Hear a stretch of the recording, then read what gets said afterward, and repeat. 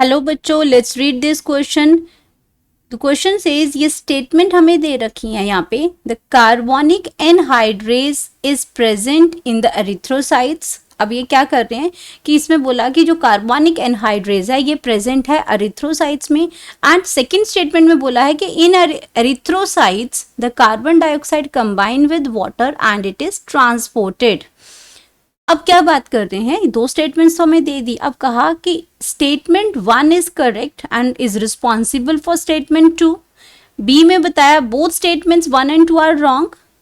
Third statement में है statement 1 is correct but not involved in the statement 2। Statement 1 is not correct but statement 2 is correct. Statement 1 is correct but statement 2 is wrong. अब ये दो statements के base पे हमें सही option को चूज करना है कि कौन सी स्टेटमेंट करेक्ट है, कौन सी स्टेटमेंट करेक्ट नहीं है, तो ये हमें बताना है। तो अब हम बात करेंगे सबसे पहले की कॉन्सेप्ट की। अब की कॉन्सेप्ट की अगर हम बात करते हैं तो हमें इसमें बोला गया है कार्बोनिक एनहाइड्रेज की बात हो रही है, तो यहाँ पे हमारा की कॉन्सेप्ट क्या आ गया, कार्बोनिक एनहाइड्रेज। अब ये कार्बोनिक एनहाइड्रेज कहाँ प्रोड्यूस हो रही है, किसको कैटालाइज कर रही है, ये हम समझते हैं। अब बात हो रही है फर्स्ट स्टेटमेंट में बोला कि जो कार्बोनिक एनहाइड्रेज है वो एरिथ्रोसाइट्स में प्रेजेंट होती है। अब अगर एरिथ्रोसाइट्स की बात कर रहे हैं तो एरिथ्रोसाइट्स हमारे पास क्या आ जाएंगे, आरबीसीज की बात हो रही है। अगर मैं एरिथ्रोसाइट्स की यहाँ पे बात करती हूँ तो एरिथ्रोसाइट्स हमारे क्या हैं, आरबीसीज हैं। एरिथ्रोसाइट का मतलब क्या है, यहाँ पे एरिथ्रोसाइट्स का मतलब होता है आरबीसीज, और आरबीसीज क्या है, रेड ब्लड सेल्स हैं, रेड ब्लड सेल्स हैं। अब यहाँ पे कहाँ कार्बोनिक एनहाइड्रेज प्रेजेंट होती है, जब आरबीसीज हमारे होते हैं, यहाँ पे क्या होता है, यहाँ पे क्या होती है, प्लाज्मा होती है। बाहर क्या है, प्लाज्मा है, और यहाँ पे इसमें आरबीसीज के अंदर क्या हो रहा है, कार्बन डाइऑक्साइड आती है। कार्बन डाइऑक्साइड के साथ ये क्या करती है, वाटर के साथ कंबाइन करेगी।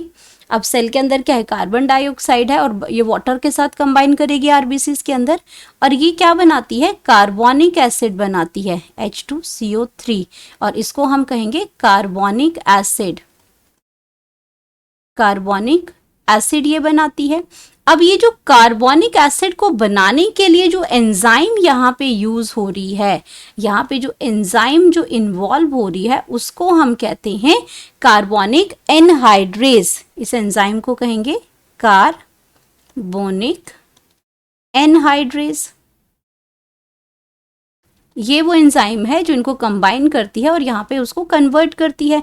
अब यहाँ पे ये जो कार्बोनिक एसिड बना, इसकी क्या होती है, डिसोसिएशन होती है।